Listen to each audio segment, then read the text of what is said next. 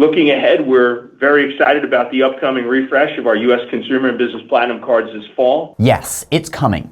The CEO of American Express talked on their July 18th earnings call about the upcoming refresh of the Amex Platinum, both consumer and small business versions. So what exactly is coming? Is it going to be more of a coupon book? And will it provide increased value versus the annual fee, which will probably increase? In this video, we are going to tell you what we know from his statements. Hey credit warriors, welcome to the show. My name is Ben Hedges, aka the Credit Shifu, and on this channel I cover US credit cards, personal finance, and luxury travel. If you like the sound of that, do subscribe. And also with today's sponsor, Mumu, you can get between 5 and 60 free stocks when you sign up for a new brokerage account and make a deposit. Link for that deal is below. I'll give you more details later in the video. So first, let's look at the strategy of American Express on their premium cards in general. The CEO starts off talking about how Amex is doing really well in the premium card space. As the industry leader in premium cards, we benefit from the strong interest in the category. The basis of competition has shifted, especially among affluent consumers, away from cashback and no-fee products and towards partner-added value, access, experiences, and superior customer service, where we do excel. So perhaps that comes to your surprise that people are moving away from no annual fee cards, at least among Amex customers. He then outlines their refresh strategy, which I'm sure some of you may know as coupon bookification. But let's see how he describes it. Our refresh strategy focuses on enriching our value propositions with more benefits and offerings in areas that our customers value most, at a price point that delivers outstanding value. A key element of this strategy is our ability to attract a growing number of premier partners who fund offerings to gain access to our large-scale, high-spending customer base. So that's how these credits work. You thought Amex was actually paying for your $200 per year Uber credit? No. Let's look at what actually happens.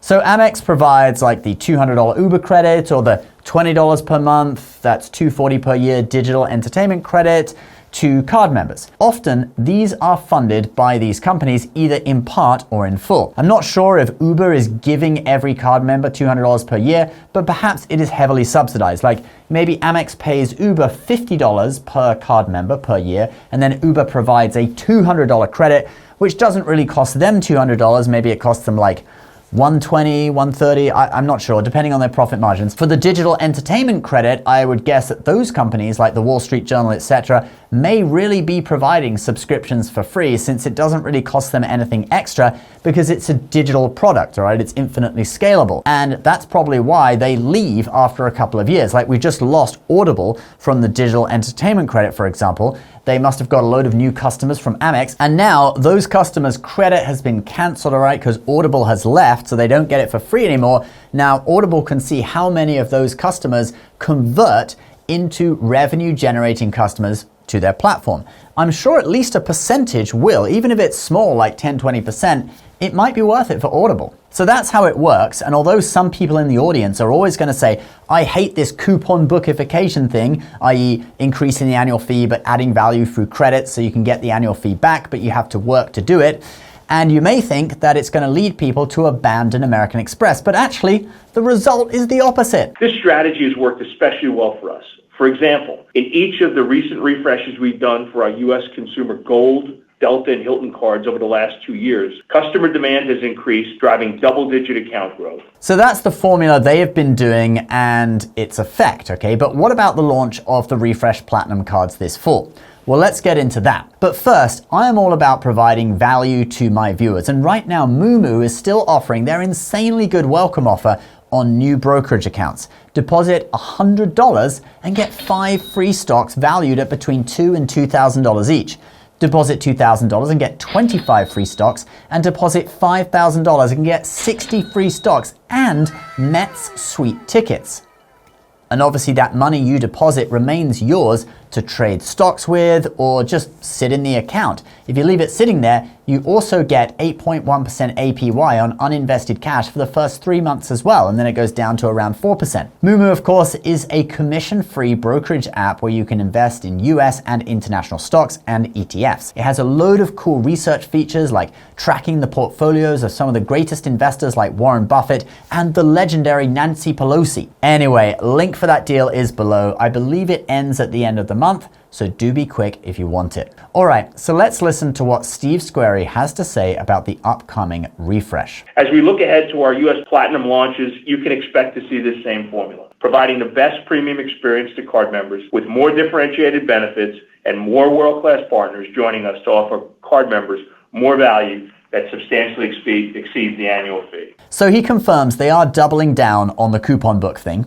The annual fee presumably will go up, but the amount of value added will exceed that. He doesn't specifically say that the fee is going up, but I think it is implied. One of the analysts on the call then presses him more on whether there is a tipping point where consumers will think the card has gone too far and it's too much hassle to jump through hoops to get value out of it and claw back that annual fee. If we do raise the fee, it has always been to add incrementally a lot more value. You know, years ago when we used to do these things, we used to try and figure out how the consumer couldn't use the products and services. But what we find is we make these things really easy for consumers to use now. And we make it such that it's a wide range of value. And so, you know, while not every consumer will use 100% of the value, we have enough disparity in the price and the value that you don't need to use all the value to get the value out of the product. And there's a lot of value words there. I love how he just openly admits that in the past, they tried to make credits hard to use. But now it seems that they have mastered the art of having companies provide a lot of value for free in order to access Amex's customer base, so they actually have the freedom to make these credits easy to use, and they're able to provide way more in dollar value than the annual fee. He then goes on to hint at things to come. You know, one of the things that we've done here is we really have expanded over our last refresh the set of services and benefits and premium partners that are in the product. And you know, not every card member uses every benefit, but that's okay because it gives people the opportunity to pick and choose. But they do use enough of the services and the benefits that it more than outweighs whatever fee they're going to pay. So for the upcoming refresh, he kind of says that they've expanded the benefits and they're adding premium partners since the last refresh, okay, since the ones they previously added when they went up to $6.95. So now we know the direction this is going in. What would you like to see added to the card? Please leave a comment below. For me personally, I hope that this means things like more and better hotel statuses. Like, can we have Hilton Diamond, please? Please, Amex, you get it on the Hilton Aspire. Why not on the Platinum? And maybe Marriott Platinum Elite, all right? Marriott Gold, it doesn't really do much. It doesn't even offer free breakfast, all right? You have to have Platinum to have that. And maybe they could roll back restrictions on Delta Sky Club access. Like, how about a few more free passes? Or what about lowering the spend threshold for free guests in the Centurion Lounge and unlimited Delta Sky Club access? How about $25,000 instead of $75,000? And what about some more benefits that are easy to use for the average person? Like, what about free Amazon Prime membership, okay? That would be great for me. Amazon Prime is $139 per year. I will never cancel it. It's a really, really useful thing for the free, very quick Prime delivery and the Prime Day deals and all that kind of stuff. So it would be super useful if the Amex Platinum provided Prime membership as part of the annual fee. And how much of an increase in the annual fee do you think that you could accept? Or even more fun, how high do you think they'll go? I'm gonna say it's going to $9.95. Chase went to $8.95 with the recent refresh on the Sapphire Reserve. So I think the Platinum's going to $9.95 with $1,000 in extra value added through credits. That's my prediction, all right? Let me know what yours is in the comments down below. Don't forget to get up to 60 free stocks with Mumu. Link is below. And please subscribe to the channel if you're new. We'll see you in the next one. Bye-bye.